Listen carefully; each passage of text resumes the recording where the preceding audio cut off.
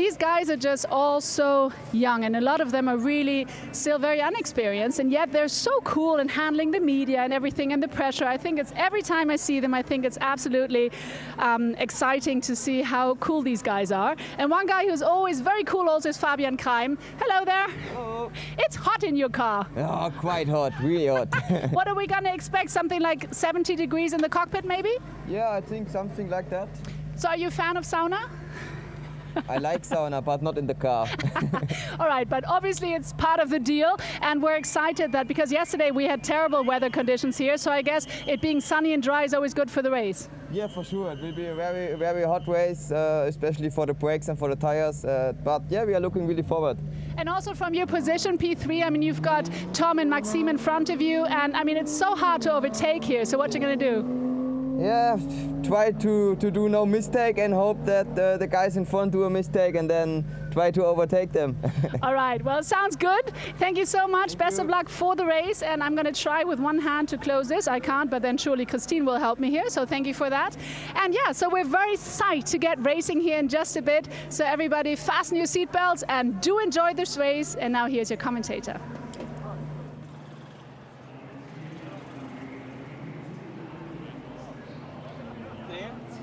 Verena, a very, very fierce but excellent reporter down there presenting our BMW M2 Cup here at the Norisring, where Fabian Keim perhaps arguably didn't get the best out of the cars during qualifying. Of course, he comes here on the back of 2 wins at the Norisring as we look at Bart Horsten.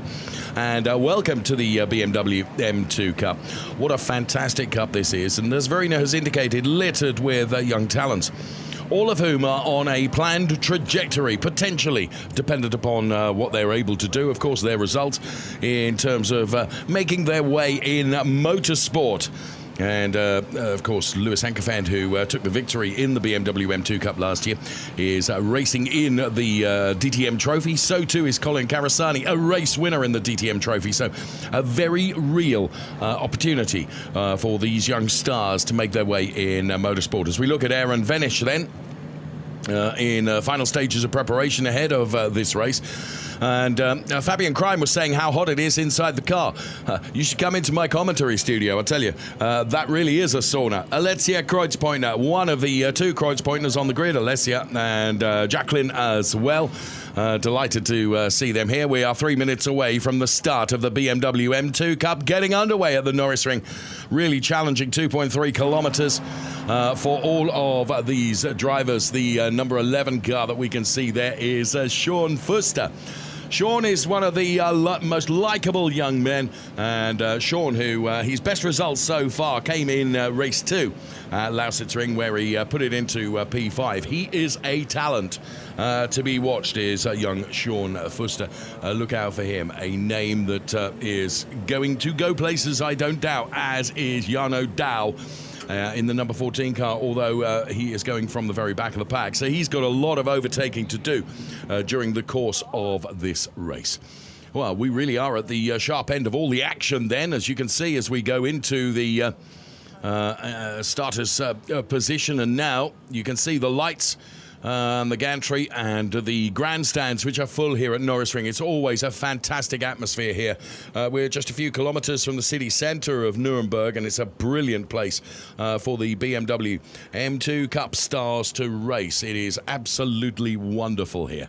And they're enjoying the sunshine and about to enjoy the fantastic race action with Maxime Oosten, of course, having done the job and put it on pole position. Alongside Maxime Oosten is Tom Nittel, and then it's Fabian Keim and Mark David Muller ahead of Leonard Hugenboom.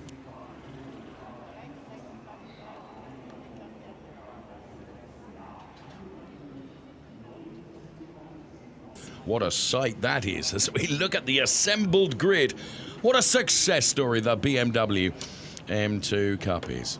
First season last year, it was a phenomenal season, and now we are 60 seconds away from getting the race underway. And please hold on to any loose clothing you may have, because it's a real challenge here at the Norisring. And a big thanks to my technical engineers that work with me here in this sauna, which is the commentary studio, who are just making some final adjustments to the technology in here as well. What they've not been able to do is fill it with an ice pack, which is regrettable. We'll be bringing you the grid in full then when the cars are on their formation lap. Of course we will, and we are 30 seconds away from that. We'd love you to join us on social media as well on the BMW M2 Cup. Myself here being able to bring you the English language comms for the race, and from a German language point of view, my colleague is right next door, and he does a great job also, and we both have a huge affinity and enthusiasm for this brilliant racing series. So the cars standing by, ready to go. And now they are given the greens, and away goes Maxime Oostin then, and Tom Nittel alongside. And you'll see the drivers weave from side to side to try and generate as much temperature into the tyres as they possibly can. It is only the second event in this year's calendar of BMW M2 Cup. From here we head off to the Nuremberg ring, then the long tarmac of Spa-Francorchamps ahead of the Red Bull ring, and of course the final to come in Hockenheim. Race weekend consists of a 45-minute free practice session, then a 35-minute quali, and the grid is set. And here it is, Maxime Oostin from Tom Nittel ahead of Fabian Kreim and Mark-David Müller. Leonard Hugenboom and Michael Makesh, they are P5 and P6. Robert Heffler and Lorenz Stegman with Jan Matthias and Jacqueline Kreuzbeutner, just besting sister, to take P10. So the first 5 rows of the grid for the BMW M2 Cup starting grid here at Norisring. Bart Horsting goes from P11 with Diego Stifter, P12. Aaron Venish and Alexia Kreuzpointner, they are P13 and P14. With Sean Fuster and Jarno Dow, they're on the final row of the grid. And please expect some overtaking to come from those 2 young stars as well. So cars weaving from side to side. I was explaining how qualifying is set. Race 1 grid is set from the best lap during the 35-minute qualifying session. Race 2 is set from the second best lap from the qualifying session, and then 2 30-minute plus 1 lap races to come across the course of the weekend, this being the first one of them. Wow, absolutely throw in the car sideways. Lorenz Stegman then in a quest to get some and generate some temperature into the rear tyres. My goodness me, that was a real power slide moment. Really loving it. So they have to be millimetrically perfect into their grid boxes. And it's all part of the learning curve that these drivers are going through with the BMW M2 Cup. I have to say, the team look after them so well from every angle and from every aspect, whether that be from racecraft. David Kolkman doing a great job in terms of coaching these drivers, and but it's not only the racecraft, it's other things as well, like how to work with the media, how to look after and maintain your physical fitness, nutrition. All of these things are taken care of. BMW doing a brilliant job, and the team here with the M2 Cup doing a brilliant job, as we see the number 14 car of Jarno Dow perfectly into his grid box. Now, let's get excited. We have all the red lights are on, and the lights go out. Let's go racing. We have a green flag, and expect plenty of overtaking to come during the next 30 minutes. Wow, the race is underway then. Heading around this Norisring circuit, then going into turn number 1, the Grundig turn. Well, you can expect 1 or 2 drivers to try around the outside, but that unforgiving concrete wall comes around really quickly. Great start from the drivers then. Big battle going on between Tom Nittel and Fabian Kreim, of course, who comes here as a 2-time race winner. He would love to make it 3 in a row, but he's got the cars of Tom Nittel and Maxime Oostin to try and find a way by first. As for the first time of asking, they make their way through the Scholler-Essius, the chicane. Norisring is basically 2 straights with 2 hairpins and a chicane in the middle. And we're on the Zeppelinstrasse now as we watch the number 15 car of Alessia Kreuzpointner already making moves up the order. So the race is being led by Maxime Oostin from Tom Nittel and Fabian Kreim. There you can see big battle going on between the cars of Jacqueline Kreuzpointner and Michael Makesh as well. So first lap in the book then, and the order is being led by Maxime Oostin then.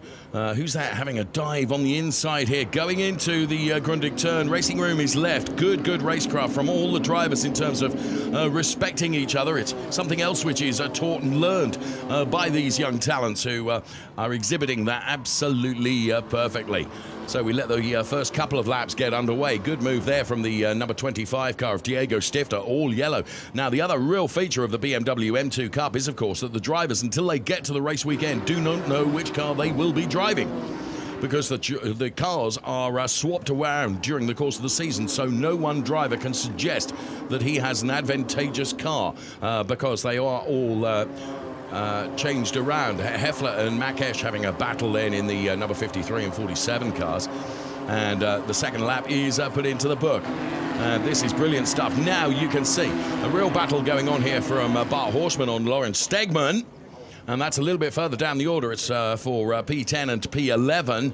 And we go almost 3 abreast, all the way around the outside. Lawrence Stegman, it's a long way around the outside. And racing room is left, though, for Lawrence Stegman, who does not clatter into the wall. So great driving indeed. And there you can see, still very much involved in this battle is Horsten and Stegman. They are side by side. The Scholler S is then the chicane here at the Norisring, and the all-yellow number 15 car of Alessia Kreuzpointner. She's driving that car this weekend, and as I mentioned, the cars are swapped from event to event. So really clean and tidy and very exciting racing coming from our young talents then in the BMW M2 Cup thus far here at the Norisring. Certainly don't want to put the commentator's curse on it, but Horsten leading Stegman at the moment. Stegman is trying to have a go. Then the number 15 car of Alessia Kreuzpointner and Jarno Dow together there. Jarno Dow has made the best progress, if you will, from the very, very back of the pack, doing a good job.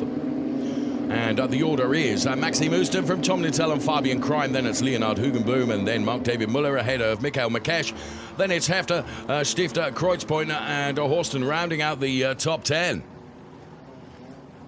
So through the chicane, you get so close to the Armco barriers on the exit on the inside, and then of course it throws you onto that paved area with that very, very unforgiving concrete wall. However, all the drivers are coping with it perfectly, and I have to say this is some exceptional clean racing. Let's look at the start once again. So as the lights went out then, it was a brilliant start actually from all the drivers. No one bogging down whatsoever, all getting away really, really nicely. And then going into turn number 1, you go through this kink first of all, and then it's all into this hairpin, which can be the scene of lots and lots of carnage. However, from these young drivers in the BMW M2 Cup, as you can see, we run it super slow-mo. I don't think a panel was touched by anyone. Well, maybe just a little. Brilliant racing. So now the top 2 are breaking away a little bit from Fabian Krime. So it's Maxime Oostum from Tom Nittel and Fabian Krime. Then it's Leonard Hugenboom. And then it's Muller, Makesh, Heffler, Stifter and Jacqueline Kreuzpointner running P9 with Bart Horsten then running in P10 at the moment. So that's the way it looks. There is the number 43 car of Fabian Krime. And there the number 47 car being chased by Heffler at the moment. And that is for the P7 position. Oh, and around has gone the number 5 car of Matthias. Gets it pointing right in the correct direction again. Let's see what happened here. So diving up the inside was Aaron Venish, and inevitably something of an assist on the number 5 car of Matthias, who has really no alternative but to go around and then give us a donut as he tries to get the car pointing in the right direction again. You can see damage on the car of Aaron Venish then, and it will be something of a learning curve for Aaron Venish, who has to bring the car into the pit lane. Maxime Oostum leading by 8/10, as you can see, over Tom Nittel. Then it's Fabian Krime, then it's Leonard Hugenboom, who occupies the P4 position at the moment. Now, coming under some pressure here is Jacqueline Kreuzpointner now, as Horstman tries to come back. As you can see, right in the wheel tracks here. This is the fight that's going on for P9. And as they head into the Grundig turn, once again, dives to the inside. Now, if you can get the car rotated, racing room is left by Jacqueline Kreuzpointner. Very, very fair driving. Could have been much more defensive than that, but choosing not to do that, choosing to be utterly fair about it. So we see the P9 position now occupied by the number 50 car of Horsten.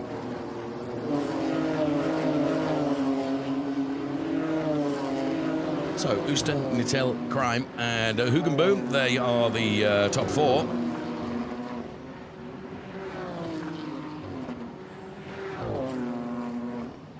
and through the turns they go.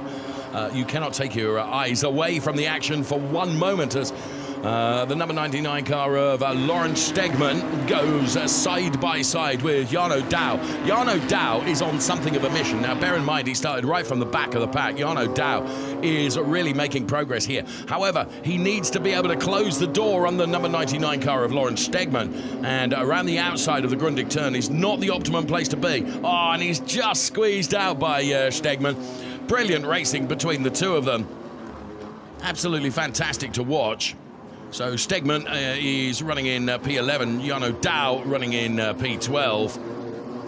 And Dow doubtless will have another go. In the meantime, Stegman, of course, is lining up the Jacqueline Kreutzpoint in the car ahead. Meantime, Maxime Houston is just stretching his legs a little bit. It's a 1.28 second gap that he's got now over Tom Littell and Fabian Crime, the top three having broken away a bit from Leonard Hugenboom. Then the rest of the pack come through, and lots of fights going on throughout the pack as you look at it. First 8 minutes of the race are done. Let's take a look at this in replay. It was a really brave opportunity, but this is where, unfortunately, there was no question about it because Jarno Dow had to move out of that move. Otherwise, he would have been in the Armco. We've lost, of course, Aaron Venish. We saw him involved in a situation on the chicane, and unfortunately that has damaged the car. Is Fabian Crime just beginning to reel in Tom Littell now? I wonder. Leonard Hugenboom is showing clean pair of heels to Muller at the moment. Then it's Marques and Hefter. Stifter, then the P9 and P10 places held by Horston and Jacqueline Kreutzpointner at the moment, although Jacqueline Kreutzpointner is under real pressure now and having to really defend. So, here comes Fabian Crime. I did say I think he's reeling Tom Littell in here. So, where can Fabian Crime try and make it into P2? He tries to get the car rotated. You could see how the car was just looking a little bit skittish under braking as he carried so much speed into that turn.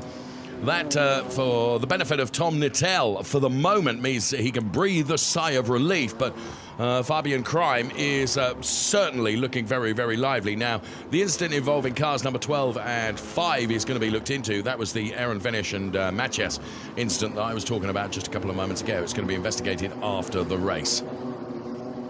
So off the tarmac and onto that paved area, of course, here at the Norisring, these are public roads, get closed only once a year for the benefit of this fantastic race. Jarno Dow now really pressuring Jacqueline Kreutzpointner. This is for P11. Stegman, of course, ahead of Jacqueline Kreutzpointner. We saw the overtake, and now is Jacqueline going to suffer at the hands of the hard-charging Jarno Dow. Sean Fuster is up to P14. And as we pick the cars up now, just taking a look at the inside of Jacqueline Kreutzpointner, which becomes the outside for the next turn. You've got to have real. Now, the trajectory, though, might be right if he can slip to the inside now. Jacqueline, though, as is her right, defends the position and makes her BMW M2 Cup car a tad wider than it really is by metaphorically sticking her elbows out through the chicane, and perfectly entitled to do that. Has track position and can defend. So that makes it even harder, and of course Jarno Dow is taking so much out of the tyres, whereas Jacqueline can be altogether smoother and just more committed to every turn and making every turn count, whereas it is the number 14 car of Jarno Dow who really is having to play the aggressive game here and try and harry Jacqueline Kreutzpointner ahead. What he's trying to do, of course, is to provoke something of a mistake, but that ain't happening at the moment. Marques is under some pressure as well. And here again through the Grundig turn. Now he'll try and get to the inside, but he doesn't quite have the momentum. Jacqueline Kreutzpointner has good traction out of that and into the chicane. That gives her a perfect line through there. There is Marques, who we follow as well in the number 47 car, who is being chased down by the number 53 of Heffler. And it's almost a carbon copy of the situation we were watching with Jarno Dow and Jacqueline Kreutzpointner, which we pick up right now. There is Jacqueline Kreutzpointner, there is Jarno Dow. So in replay, this is how close we get. That is barely the width of a piece of paper between the two cars.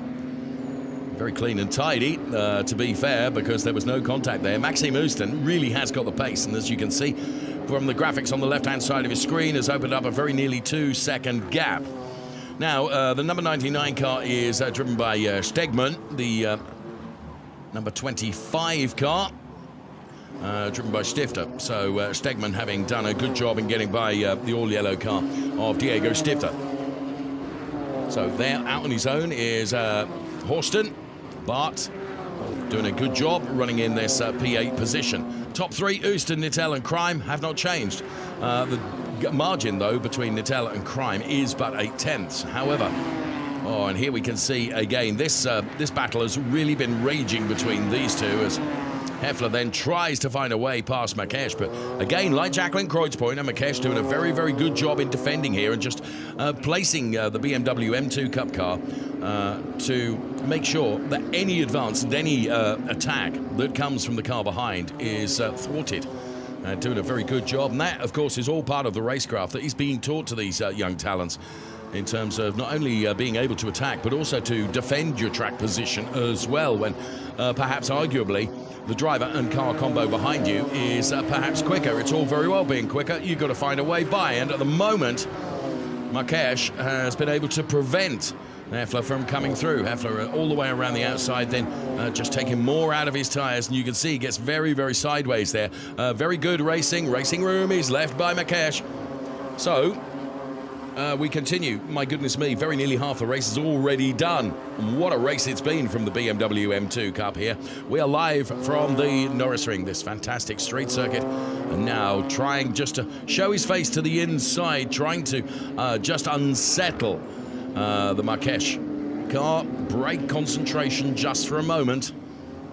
And this was the attempt all the way around the outside. And there you can see the back end of the car stepping out because you're running onto a piece of the tarmac which affords less grip than the racing line.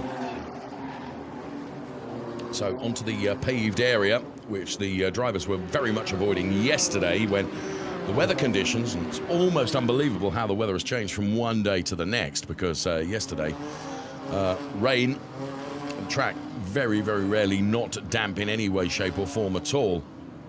And they're running today, of course, absolutely in the dry. Now, what can and where can Heffler have a go? I mean, he's tried almost everywhere, and he's just desperate for Marques ahead to try, just to make a mistake and just break concentration for a millisecond. That's all he needs, but fair play. It's brilliant defending by Marques, who is just denying Heffler, and Heffler will be getting frustrated, and that's part of the plan here in terms of defensive driving. Just don't yield to the pressure that's being mounted by the car behind. They've got to find a way around, and at the moment has been unable to do so. So here we go down the Zeppelinstrasse then. Let's see, there's the little kink. What he's trying to do here is encourage Michael Marques to be not quite so tight to the apex of that turn so that he can get to the inside, and this time I think he's done it. So if he can maintain the traction and keep the momentum, but can Marques just get ahead so that he's able to close the door? This is going to be a potential overtake going into the Grundig turn as we stay with this. This is the battle for P6 in the race, and brilliant driving by Marques, who did manage to close the door. And that was the best opportunity that Heffler has had, and he was denied in the end. Phenomenal racing between the two of them, and this is the argument that is going on and the fight that's raging for P6 in the race. So, heck for leather they go through the chicane, and again, Heffler is going to try and get to the inside, but again, Marques is able to right royally close the door and say, no way, friend, you're not coming through here. Or big dig deep and through the turn. That was disadvantageous for Heffler. So for the moment, Marques is just going to be able to just take a breath because he has now gapped Heffler a little bit. Absolutely phenomenal racing. Whilst all that is going on, let's take a look at it in replay here. I mean, that is really, really close, but absolutely, totally fair racing. Just a small adjustment on the rear view mirror that's mounted on the door, which will aid parking in the shopping centre, potentially, but won't do anything for advantage in the race. So, Tom Nittell has also resisted all the efforts of Fabian Crime to try and be on terms here. Fabian Crime has tried and pushed very, very hard, but I just wonder whether this is a clever game being played here by Fabian Crime, who, of course, is very, very used to winning in the BMW M2 Cup. Took a victory last year and has taken 2 victories this year in the opening 2 races at the Lausitzring. And I just wonder whether he is just trying to lull Tom Nittell into a false sense of security and ready to pounce like a viper come the end of the race. But that strategy is all very well, but barring some huge error from Maxime Ooston, he's never going to be able to get on terms with the race leader, who is now 3.4 seconds up the road on these two, who are fighting over the P2 position at the moment. Tom Nittell, who took P3 in race 1 at the Lausitzring and a P7 in race 2, is currently P2. And Fabian Crime, of course, victorious in both of those races. Maxime Ooston, he took a P2 at Lausitzring and then a torrid time of it in race 2 at the Lausitzring, where he finished P8. So, P2 and P3, we watch the back end of their BMW M2 Cup cars crossing the timing line here. And this is our race leader. Apologies, we haven't seen too much of him. The reason for that is there's been so many other fights going on throughout the race. And, of course, we're more interested in bringing you the action than the fact that Maxime Ooston is just, I'm not going to say he's cruising around at the front, but he's certainly built himself a nice margin where he's not being bothered by neither Tom Nittell or Fabian Crime at the moment. And additionally, those two have broken away significantly from Leonard Hugenboom, who's running P4, ahead of Mark David Muller in P5. In replay, use the opposite lock, slide the back end of the car, make it look really attractive to us as viewers. And it's not necessarily the quickest way, but Maxime Ooston has got time aplenty in hand. And this fight between these two continues. We were watching this earlier, and it is Marques and Heffler, and what a fight that has been. And finally, Heffler is able to go through in the number 53 car. It has taken some time to do that, so it's P6 now for Heffler and P7 for Marques. So the number 47 and 50 car of Horsten and Marques continue their fight as well. And Maxime Ooston leading now by, well, actually the lead has dropped a little bit, and that'll be because of the Ken Block-like sideways moment into the, very nearly into the barriers that we saw just a couple of moments ago. So the number 50 car of Horsten that we look at there, centre shot. And to be fair, Heffler is breaking away a little bit from Marques. And you can see there could be some accusations that Marques is something of a cork in a bottle here, because 2 cars lined up behind now, which is Horsten and Lawrence Stegman. We've already seen how lively Lawrence Stegman is. We've got just under 10 minutes plus 1 lap of the race remaining, so still very much the potential that positions could change before we get to the end of the race. But again, it is really, as Bruno Spengler was saying right at the start of the program, and he, I know, is a huge fan of the BMW M2 Cup and loves the fact that these drivers are really being tutored and nurtured in their racing careers. A huge fan of it he is, and quite rightly so. And he was saying it is really difficult to overtake it here at Norisring. In fact, almost the only way you can overtake or make an overtake is to provoke a mistake from the driver ahead. And of course, that's what all these drivers are doing, but credit to all those that are defending, because they're defending really well, really fairly. And when they have the track position, it's absolutely their right to do so. So another lap is put into the book then here at the Norisring. 2 races this weekend. And there is Marques in P7 and the number 50 car that you can see of Bart Horsten, who has tried absolutely everything And of course also has Lawrence Stegman right up his trumpet now, as Stegman has to use a little bit of opposite lock to control the wayward back end of the number 99 car, but controlled it really rather well. Should bear in mind that as we get into the final 10 minutes of this race, of course, the drivers will have taken a lot out of the tyres, which means the grip that was afforded to them right at the start of the race is certainly not going to be there in the final stages of the race. Therefore, the cars are going to slide around a bit more. Now, that could mean that actually provoking a mistake becomes a little bit easier. But it also means that you may not have the rubber available to you to take advantage of said mistake that you are trying to provoke from the car that you're trying to get past. And that proving to be the case at the moment between these two. So the number 27 car of Leonard Hugenboom, we could just see in shot there before we get back to this battle. And now on the inside, well, I think Horston has done enough now. It was opportunistic, dive to the inside, and then relegate Marquez.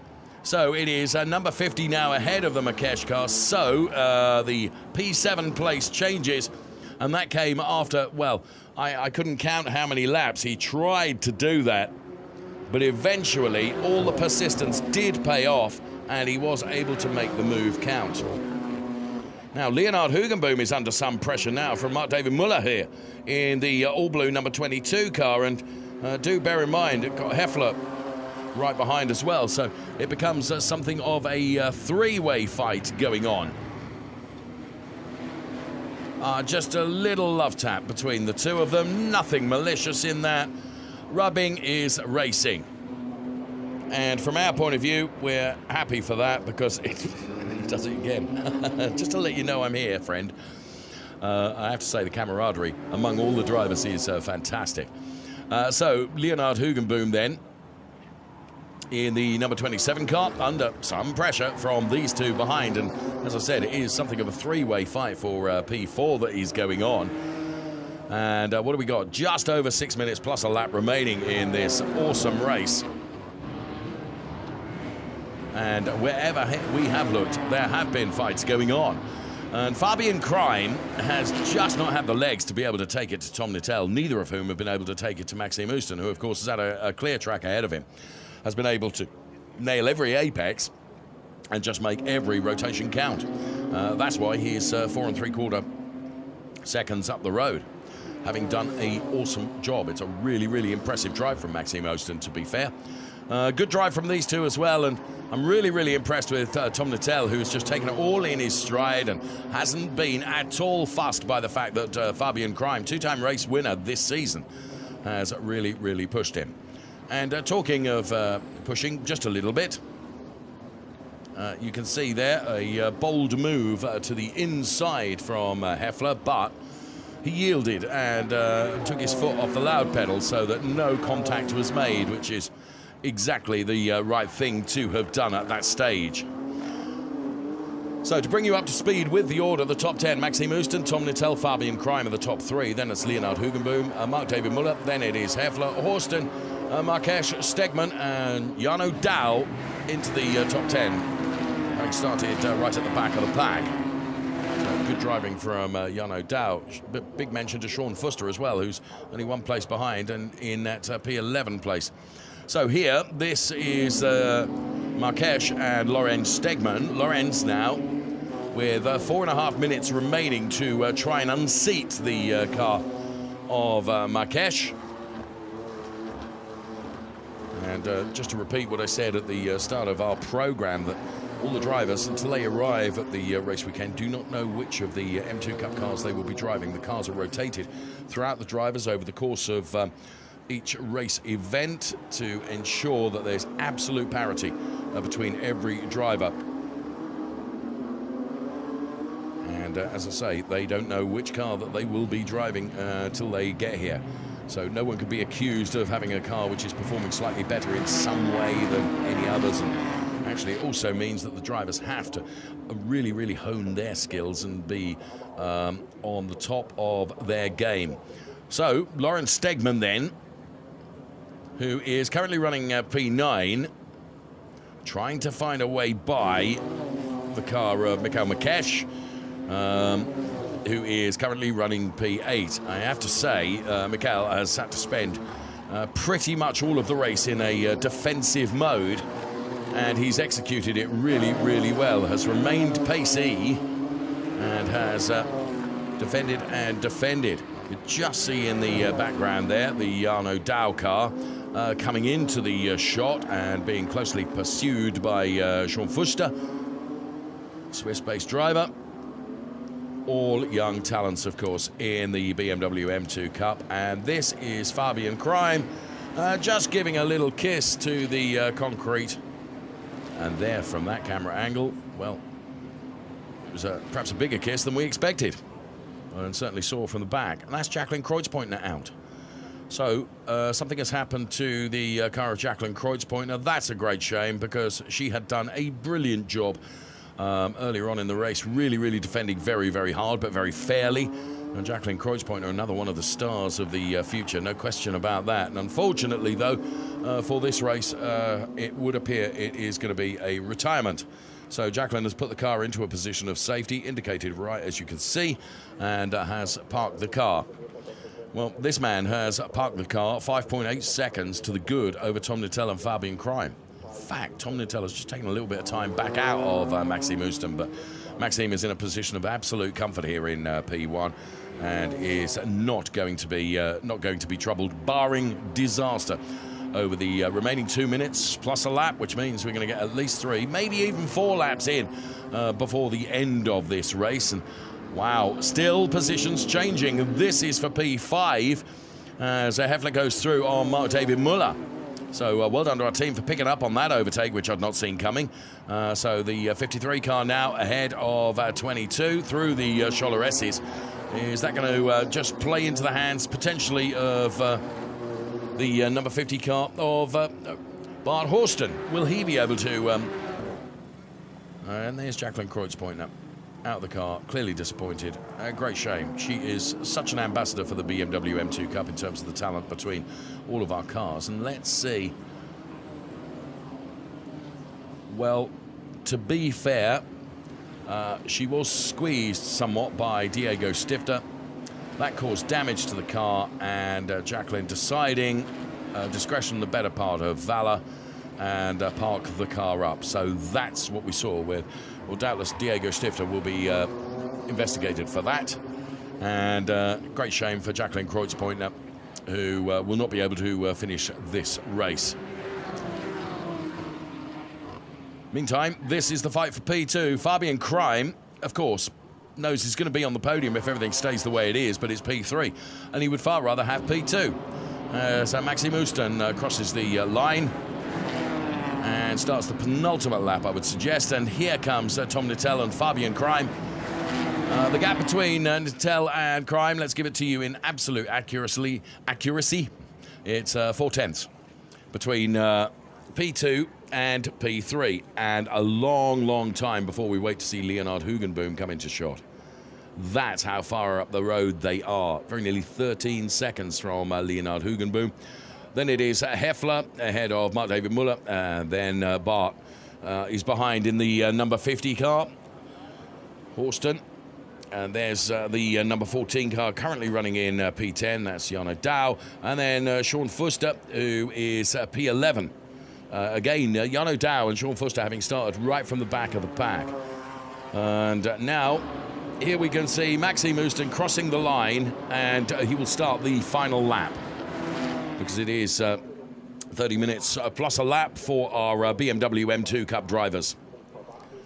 It's been a class display by Maxime Ouston, whose best result coming into this was the P2 he took in the opening race of the season this year at the Norisring. He's going to go one better than that, barring disaster over the remaining kilometre and a half of this really challenging street circuit here at Norisring, just outside the city centre of Nuremberg. Maxime Ouston has got one hairpin to do. Big slide from Tom Nittel as Fabian Crime continues to chase, but I think Tom Nittel has got enough in hand to be able to not be caught by Fabian Crime. And for Maxime Ouston then, flashing his lights in celebration as he heads towards the checkered flag and the timing line. Race winner Maxime Ouston He takes P1, and it's going to be Tom Nittel P2 and Fabian Crime P3. Then, then all manner of things going on behind. Brilliant to watch. They've provided brilliant entertainment. Oh, drag race across the line. But it is Hugenboom that takes P4 from Heffler P5. Then it's Muller P6. Oshman P7, then it is Markesh, then it is Lawrence Stegman, then it is Jarno Dow. They round out the top 10. Wow, what a race. Really, really enjoyable, and credit to all our young talented drivers for delivering an awesome race. Now, if you can race so clean and so tidily around a track that really, really lends itself to you having to be really, really aggressive and physical, they all have a fine career ahead of them. Brilliant stuff. And loving the fact that the marshals are all saluting these young stars with all the flags waving, adding a spectacle of colour to the BMW M2 Cup, race 1 of 2 for this weekend. Well done indeed. Here's confirmation of the result then. Maxime Ooston taking the win. And Tom Nittel P2, Fabian Crime P3, Leonard Hugenboom P4. Then it was Heffler, Muller, Hurston, Markesh, Stegman. They're rounding out up to P9 with Jarno Dow from the back of the pack, closing out the top 10. So that is the first page of the results then. And here's the second page. Another good drive from Sean Fuster from the back of the pack to make it into P11. Alessia Kreuzpointner was P12. Then it's Mathias P3. Diego Stifter P14. And regrettably, we lost the likes of Jacqueline Kreuzpointner and Aaron Venish. 2 completely separate incidents, but incidents that are going to be looked at by race control. Congratulations being afforded then down there. Now, I don't know if I've told you this before in a previous program, but Maxime Ooston is about 7'12". He's massive. A really, really likeable young man, but he is a big fella. However, that hasn't prevented him from taking his first win. And Tom Nittel being congratulated by Christian Goebel then, the manager of the BMW M2 Cup then. Super Slow-Mo's top 3, Fabian Crime then, P3. Tom Nittel, he banks P2 in the number 7 car.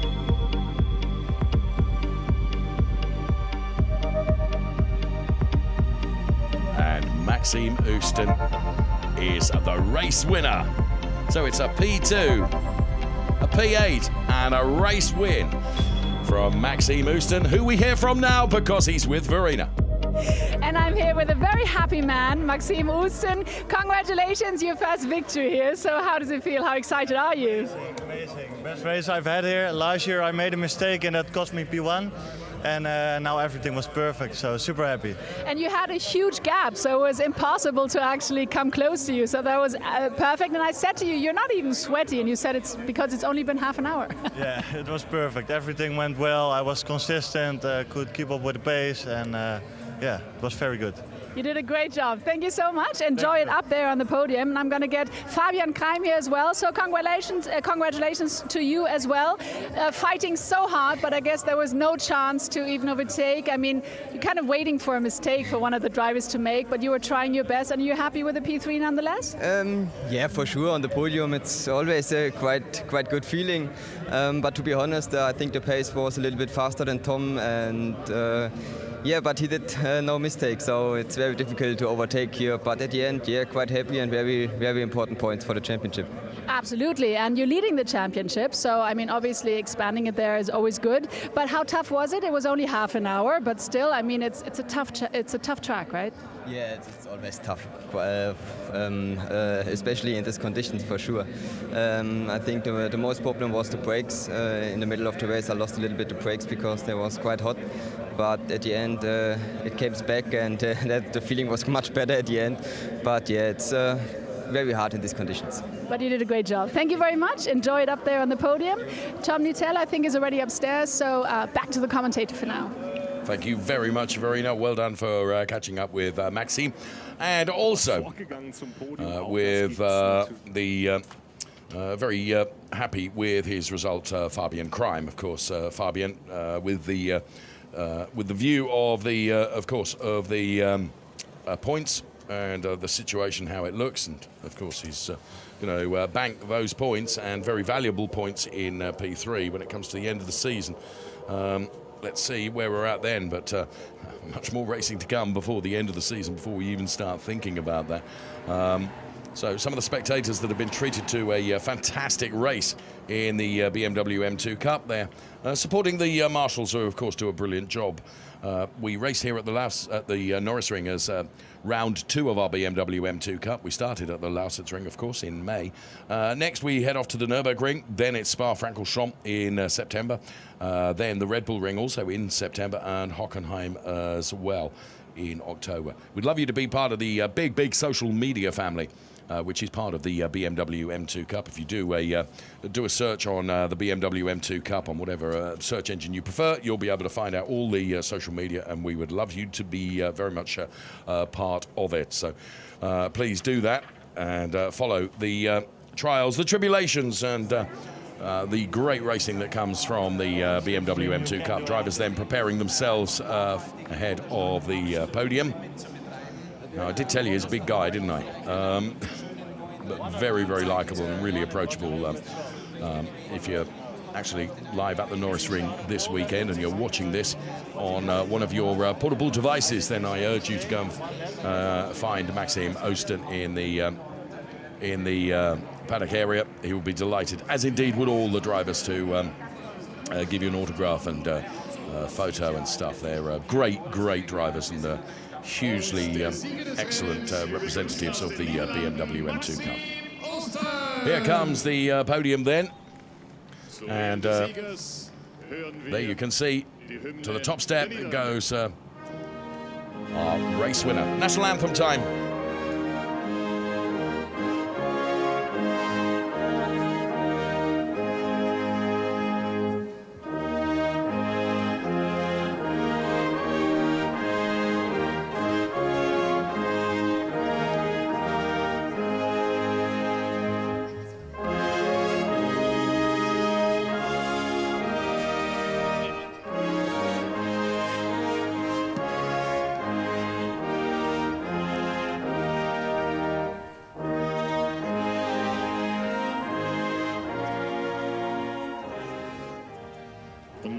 So as the anthem fades out, then it is time for the trophy presentations to be made as Maxime returns his race-winning baseball cap on. From representing the technical organisation of the BMW M2 Cup is Tobias Meyer. Fine man he is, making the P3 presentation to Fabian Crime. Now, the organisation head, Jörg Michaelis, will make the P2 trophy presentation, and that, of course, goes to Tom Nittel. So well done, Jörg, and well done to you and your team for all the hard work you do. And we're delighted to welcome Björn Lelliman here from BMW, who will make the race-winning presentation to Maxime Osten then. So big thanks to Björn Lellman representing BMW. Maxime then making the most of his height, very similar to Tom Nittel, as they try and get in frame for the photographs of our BMW M2 Cup Race 1 here at Norisring across the weekend. So there we have it then, as the champagne shower soaks those drivers up there on the podium. Well done once again to Fabian Crime, to Tom Nittel, and also to Maxime Osten. But I want to say a big well done to all the drivers, because you provided some fantastic race action for us, from myself and from Verena as well. Thank you so much for watching. Make sure you join us for race 2. Goodbye.